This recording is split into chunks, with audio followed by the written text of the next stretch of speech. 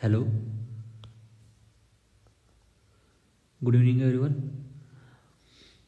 This is me, Dinesh Kumar. Okay, so today I am going to tell you something about what you should more focus on. Okay, I'm not telling you to skip any part. Okay, I'm asking you to just get a bit of more focus. Okay, on these topics. Today we are going to discuss about horticulture, ento, and path. Okay, these three topics or these three subjects you can say, right? So you have to focus more on which topics in these three subjects I'm going to tell you today. Okay, so first we will take about horticulture. Okay, horticulture में सबसे ज़्यादा important क्या हो सकता है आप ही सोचिए. ठीक है, even in the agronomy it this rule applies same to the agronomy part also. Okay, agronomy part के लिए भी सेम रूल है एंड हॉर्टिकल्चर पार्ट के लिए भी सेम रूल है, right. The horticulture and agronomy this two subjects are divided mainly into the general horticulture. Okay, general horticulture plus crops, right. Agronomy में भी सेम होता है, जनरल एग्रोनॉमी और general agriculture plus crops, right. सो general horticulture में क्या आएगा, सबसे पहले तो मैं आपको ये बताता हूँ. ठीक है, जनरल हॉर्टिकल्चर में आएगा जो भी मतलब जो प्लांट है, प्लांट के जो फ्लावर के टाइप्स है वगैरह वगैरह, फ्लावर की एनाटॉमी, राइट. प्लांट की एनाटॉमी, फ्लावर की एनाटॉमी में आप ये देख सकते हैं कि क्या डाइक्लाइनी क्या है, ठीक है, डाइकोग्यामी क्या है, this type of concepts. Okay, in the first exam of me actually agriculture MPSC. Okay, it was the MPSC exam for the agriculture services, right. So उस एग्जाम में मेरा हुआ ये था कि मैंने बस ये चीज़ों को इग्नोर कर दिया, मॉर्फोलॉजी ऑफ फ्लावर को इग्नोर कर दिया, तो मेरे जो है ये वाले क्वेश्चन जो है रॉन्ग हो गए. ठीक है, डाइक्लानी है, डाइकोगैमी, वो टाइप के क्वेश्चंस थे उसमें आए थे कुछ, तो ठीक है, तो वो वाले रॉन्ग हो गए. तो इन चीज़ों को हमें इग्नोर नहीं करना है, right. Second, classification of horticultural crops. Okay, classification of horticultural crops. अब ये क्लासिफिकेशन है जो है वो बहुत सारे बेसिस पे है. ठीक है, on the basis of salinity tolerance. ठीक है, सैलिनिटी टॉलरेंस ये नंबर 1 हो गया. नंबर 2 हो गया on the basis of fruit morphology. ठीक है, वो एम्फीसैरकेटा, वुड एप्पल का जो है वो सब चीज़ें वो फ्रूट मॉर्फोलॉजी के बेसिस पे फ्रूट्स के टाइप या हॉर्टिकल्चर क्रॉप्स के क्लासिफिकेशन पे है. ठीक है, बाद में जो आएगा वो आएगा कि climacteric and non climacteric fruits.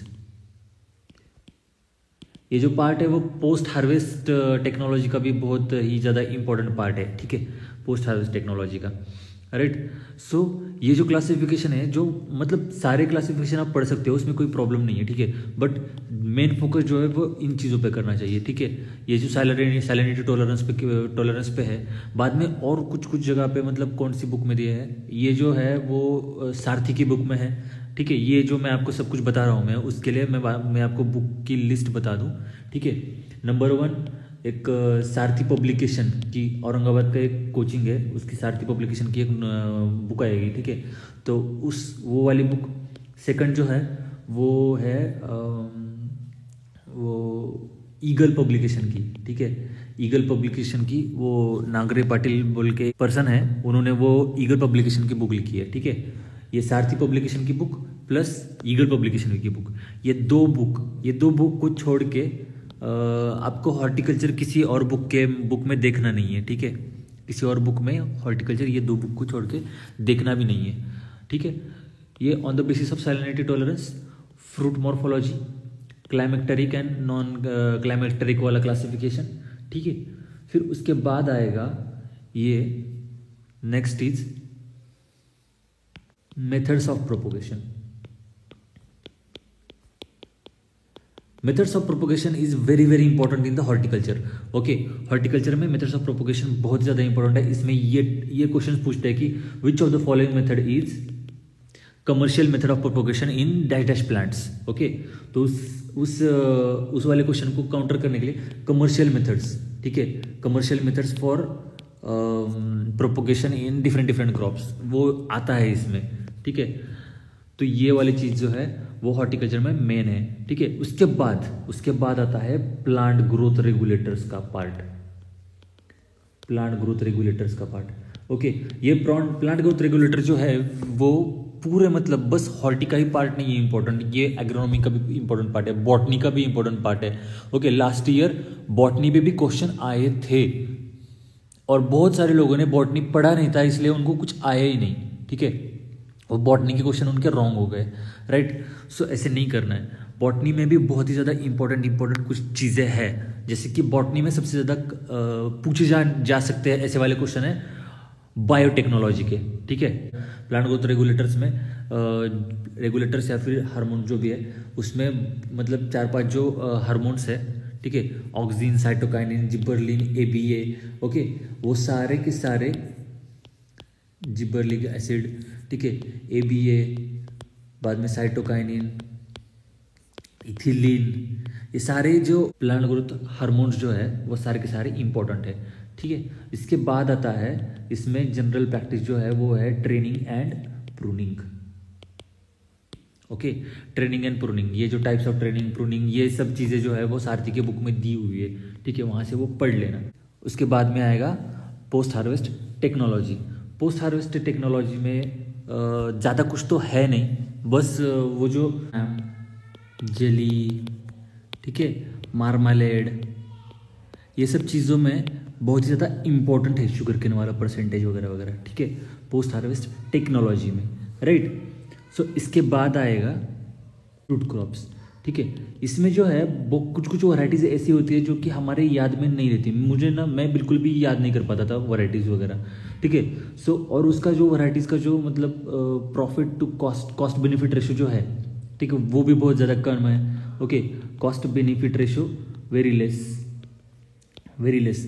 ठीक है, in terms of fruit crops की जो कि वैरायटीज़ वगैरह होती है वो. ठीक है, सो इसके बारे में हमें क्या करना चाहिए, इसके बारे में हम एक चीज़ कर सकते हैं, जितना याद रहे उतना करना है बस. ठीक है, जितना याद रहे उतना करना है, मतलब जो मेजर क्रॉप्स है. ठीक है, मेजर क्रॉप्स के बारे में सब कुछ पता करना है. मेजर क्रॉप्स कौन कौन से हैं, ये मैंगो हो गया सबसे ज़्यादा इंपॉर्टेंट, और इंडिया का सबसे ज़्यादा इंपॉर्टेंट क्रॉप कौन सा है, मैंगो है. ठीक है, उसके बाद है सिट्रस. ओके, उसके बाद है ग्रेप्स. ठीक है, उसके बाद आएगा बनाना. साउथ में सबसे ज़्यादा बनाना इंपॉर्टेंट है. ठीक है, हर साइड पे हर कॉर्नर पे एक एक क्रॉप आपको सिलेक्ट करना है. ठीक है, महाराष्ट्र वाले कॉर्नर पे कौन सा आएगा, फिर महाराष्ट्र वाले कॉर्नर पे आएगा पोमग्रेनेट. ठीक है, सो ये पोमग्रेनेट हो गया. सो ये सारे के सारे क्रॉप जो है बहुत ही ज़्यादा इंपॉर्टेंट है. ये हो गए कौन से वाले, ये सारे के सारे हो गए फ्रूट. ठीक है, उसके बाद आएंगे वेजिटेबल्स. अभी वेजिटेबल्स में क्या क्या आएगा ये हम देखते हैं. वेजिटेबल्स में क्या क्या आएगा, देखिए वेजिटेबल्स में टॉप बोल के एक ये है. ठीक है, top, T stands for tomato. ठीक है, O stands for onion and P stands for potato. ये जो क्रॉप है, ये 3 जो वेजिटेबल्स है वो हर जगह पे है, हर जगह पे. ठीक है, सो ये जो 3 वेजिटेबल्स है वो सबसे ज़्यादा इंपॉर्टेंट. ठीक है, तो ये वाली जो 7, ये कितने, 1 2 3 4 5 6 8. ठीक है, 8 चीज़ों के बारे में ही आपको सब कुछ पढ़ना है. ठीक है, और 8 चीज़ों के बारे में कौन कौन सी इन्फॉर्मेशन पढ़नी है आपको. ठीक है, जैसे कि मैंगो में जो सबसे ज़्यादा इम्पोर्टेंट है वो है उसकी वैरायटीज़. ठीक है, वैरायटीज़ और उसके क्रॉसेस जो है वो सबसे ज़्यादा इम्पोर्टेंट है. मैंगो के पेस्ट भी इम्पोर्टेंट है, लेकिन वैरायटीज़ हॉर्टिकल्चर के हिसाब से अगर देखा जाए तो फिर मैंगो में वैरायटीज़, ठीक है, इसके क्रॉसेस, ये बहुत ही ज़्यादा इंपॉर्टेंट है. ठीक है, वैरायटीज़ और क्रॉसेस. ठीक है, और उसके बाद आएगा जो भी मतलब बनाना का जो प्रोपोगेटिंग मटेरियल है.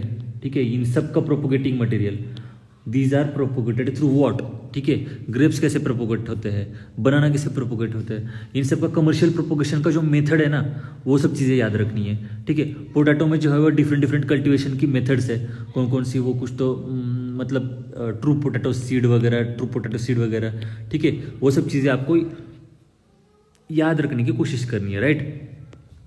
बाद में उनकी जो जो मेजर वैरायटीज़ है, मतलब कुछ वैरायटीज़ है जो बहुत ही ज़्यादा इंपॉर्टेंट है, जैसे कि बनाना की वैरायटीज होती है, या जीवन, नेंद्रन, ओके, वो सब चीज़ें आपको मतलब मैक्सिमम याद रखने की कोशिश करना है। ठीक है, मतलब इतना भी स्ट्रेस नहीं देना है उसकी वजह से हम बाकी का सब कुछ भूल जाए, कि मतलब ये हमको याद करना है, ये याद करने की वजह से बाकी का सब सब चीज़ें जो है वो भूल ना जाए हमारी।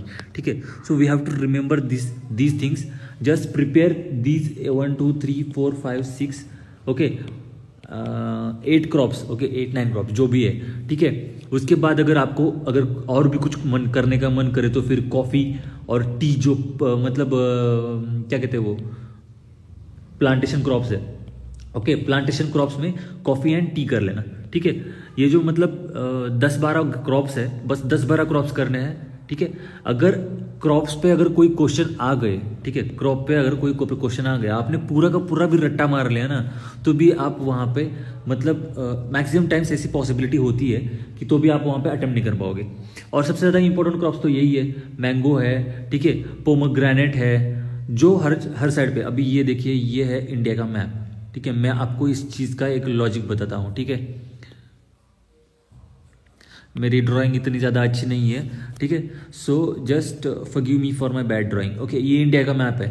ठीक है, अभी इसमें जो ये साइड का पोर्शन है, ठीक है, ये साइड का पोर्शन कौन सा वाला है, गुजरात का पोर्शन है। यहाँ पे सबसे ज़्यादा इंपॉर्टेंट क्या है, ग्राउंडनट सबसे ज़्यादा इंपॉर्टेंट है। ठीक है, ग्राउंडनट इंपॉर्टेंट है, बाद में ये ऑयल के हिसाब से, बाद में जीरा एक इंपॉर्टेंट है। मैं यहाँ पे रह रहा हूँ इसलिए मुझे पता है अभी क्या क्या इंपॉर्टेंट है यहाँ पे। ठीक है, बाद में यहाँ पे ये वाली साइड पे कौन सा इंपॉर्टेंट है, मस्टर्ड इंपॉर्टेंट है। ठीक है, मस्टर्ड ऑयल यहाँ पे बहुत ज़्यादा खाया जाता है। बाद में यहाँ पे वीट बहुत ज़्यादा इंपॉर्टेंट है।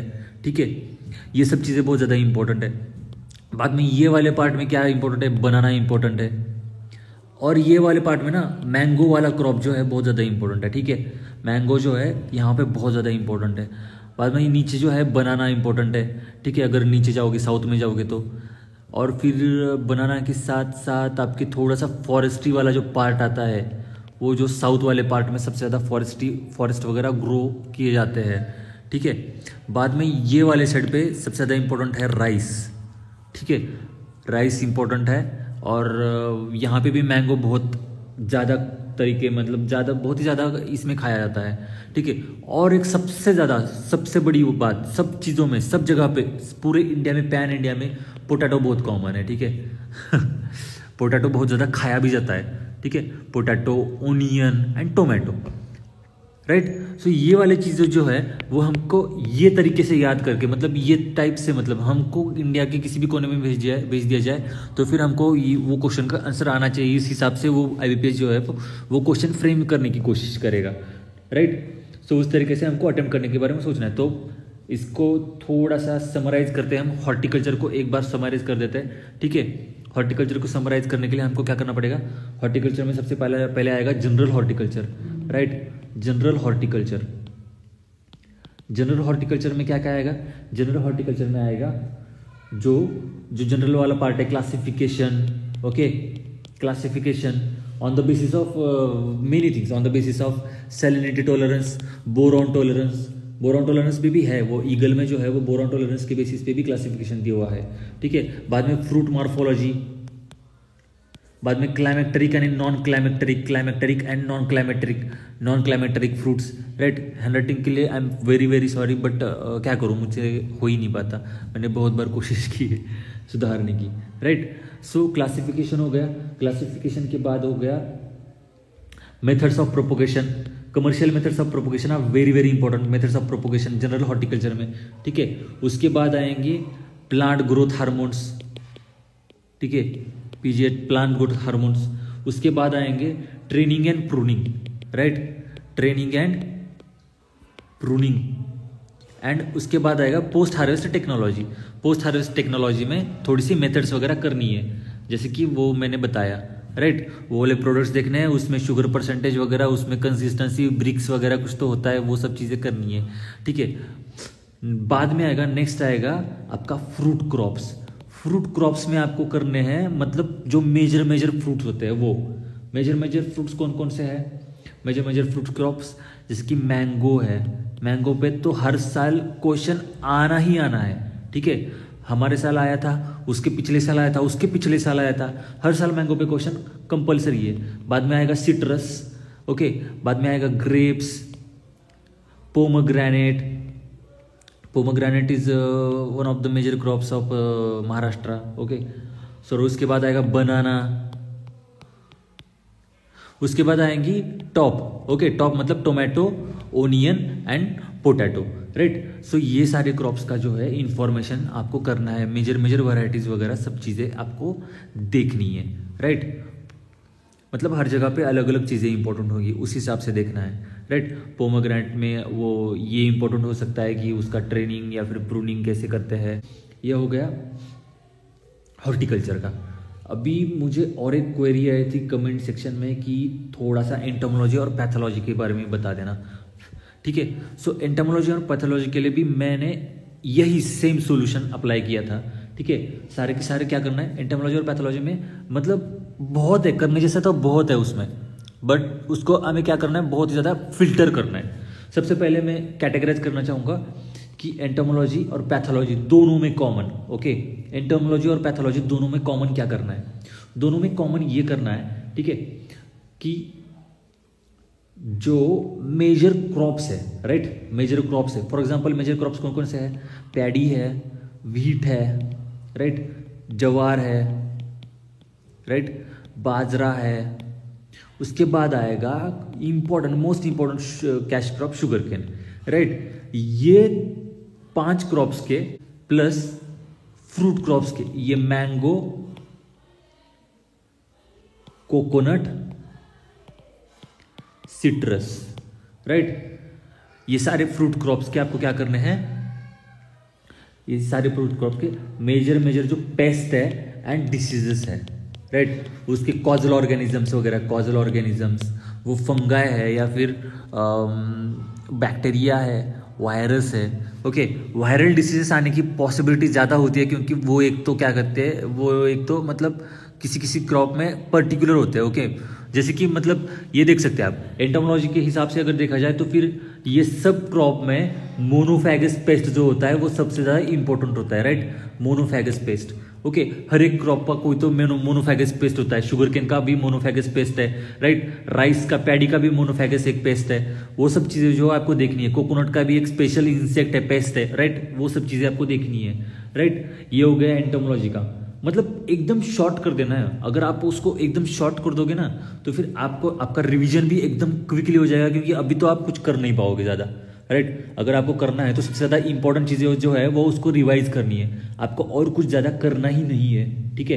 क्योंकि अगर आप बहुत ज़्यादा स्ट्रेस लेने की कोशिश करेंगे तो फिर आपकी प्रॉब्लम हो जाएगी, आप एग्जाम में नर्वस हो जाओगे, राइट। पहले भी नर्वस ही रहोगे पूरा टाइम, मतलब ये हफ्ता जो है आपका नर्वसनेस में चला जाएगा। ऐसा नहीं होना चाहिए आपको, जो है मतलब ऐसी फीलिंग आनी चाहिए इस टाइम पे, हमको ऐसी फीलिंग आनी चाहिए कि अरे यार मेरा सिलेबस पूरा कवर हो गया, राइट। जब मुझे ये फीलिंग आएगी, मतलब मेरे साथ ऐसा होता था, आपके साथ होता है या नहीं पता नहीं है मुझे, मेरे साथ ऐसा होता था कि जब मुझे ये फीलिंग आ जाए कि मेरा सिलेबस कंप्लीट कवर हो गया स्टडी करके, राइट, तो उस वक्त मैं ज़्यादा अच्छे से परफॉर्म कर पाता था। जो मैंने पढ़ा भी नहीं है वो भी क्वेश्चन मेरा सही आ जाता था, राइट। क्योंकि वो वहाँ पे थोड़ा सा एलिमिनेशन वगैरह वो सब चीज़ें कॉन्फिडेंटली मैं हैंडल करता था, ओके। सो ऐसे करना है। बाद में आएगा एडिशनल पार्ट, में बताता हूँ एंटोमोलॉजी में, ठीक है। एंटोमोलॉजी में एडिशनल पार्ट जो है वो है स्टोर ग्रेन पेस्ट का। These are very much important, okay.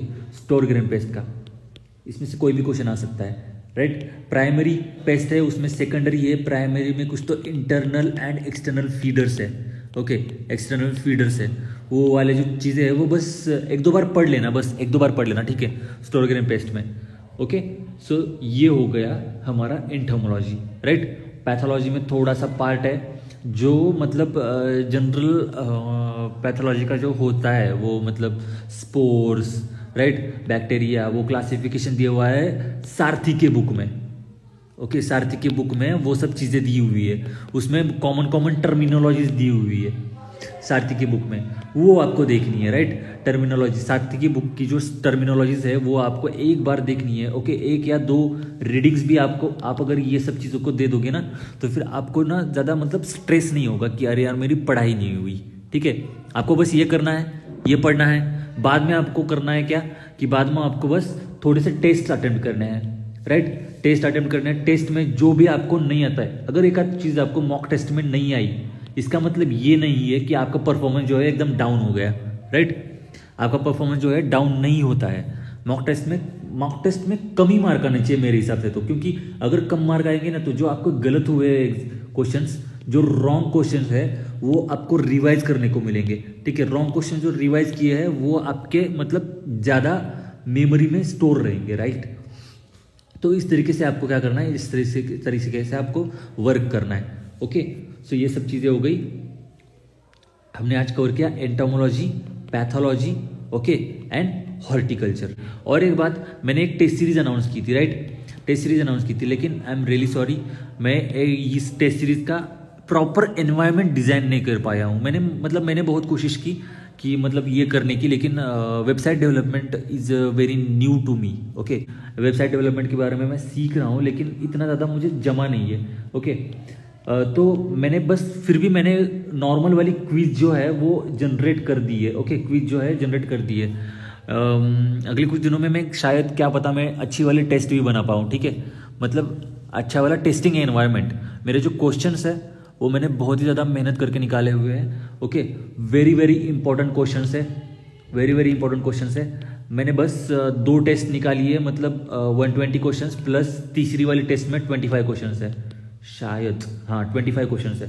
So 145 questions निकाले हैं मैंने, पूरी की पूरी 2 दिन की छुट्टी मैंने उस पर स्पेंड की है, राइट। सो वो जो टेस्ट है वो टेस्ट ज़रूर सॉल्व करना। टेस्ट सॉल्व करने के लिए आपको मैं एक टेलीग्राम का लिंक दे दूंगा। ओके, टेलीग्राम के वो चैनल पे जाना है, चैनल पे जाके चैनल को सब्सक्राइब करके फिर मतलब मेरे वाले यूट्यूब चैनल को सब्सक्राइब करना, वीडियो को लाइक करना, ओके, और शेयर भी करना अगर आपके कोई फ्रेंड्स होंगे तो। फिर वो टेलीग्राम वाले चैनल पे जाना, चैनल पे जाके उस पर मैंने वेबसाइट का लिंक दिया हुआ है। ओके, वेबसाइट के लिंक पे जाना है, वहाँ पे मैंने कूपन कोड भी दिया हुआ है। ओके, वो कूपन कोड जो है वो आपको अप्लाई करना है, अकाउंट बनाना है वहाँ पे, वो deepariksha.com पे, ओके, deepariksha.com पे आपको अप्लाई भी करना है। और फिर उसके बाद आपको करना क्या है, उसके बाद आपको कूपन कोड करके अप्लाई करके फिर परचेस कर लेना है। आपको 0 रुपीज़ में परचेस हो जाएगा। ठीक है, परचेस करना है और फिर उसके बाद आपको जो मतलब वो जो 2 टेस्ट है, बस 2 टेस्ट है, आपका ज़्यादा टाइम नहीं लूँगा। और मैंने पता है, मैंने ये चीज़ें पूरी तरीके से सोची हुई थी कि अभी जो है वो आपके पास बिल्कुल भी टाइम नहीं होने वाला है, राइट। सो बिल्कुल भी टाइम नहीं होने वाला है तो मैं कचरा नहीं डालूंगा। ओके, कचरा नहीं डालना था मुझे, एकदम से जो भी पॉइंट टू पॉइंट वाले जो क्वेश्चंस है, मतलब जो आपको याद होनी चाहिए या फिर आपके एक बार आंखों के नीचे से जाने चाहिए। ओके, सो नज़र के नीचे से एक बार जाने चाहिए, बस कम से कम एक बार तो वो क्वेश्चन जाने ही चाहिए। इस हिसाब से मैंने सारे के सारे क्वेश्चन निकाले थे। ओके, क्वेश्चन निकालने के लिए, वो सब चीज़ें करने के लिए मैंने बहुत मेहनत की है। सो एक बार बस आप वो क्वेश्चन जो है वो गो थ्रू कर लेना, ठीक है। Thank you very much, subscribe to my channel. Okay, मैं इसके बाद एग्रीकल्चर MPSC के बारे में भी वीडियो डालने वाला हूँ, राइट। मतलब ये एग्ज़ाम ख़त्म होने के बाद just stay connected and like the video and share and prepare well. Okay, prepare well and all the best to all of you. अगर और भी कुछ मतलब आपको प्रॉब्लम है तो फिर आप मुझे बता सकते हैं कमेंट सेक्शन में, या फिर आप मेरे साथ शेयर कर सकते हैं। मैं आपको उसका सोल्यूशन देने का पूरा ये करूँगा। ओके, ट्राई करूँगा। Thank you very much and have a very good night.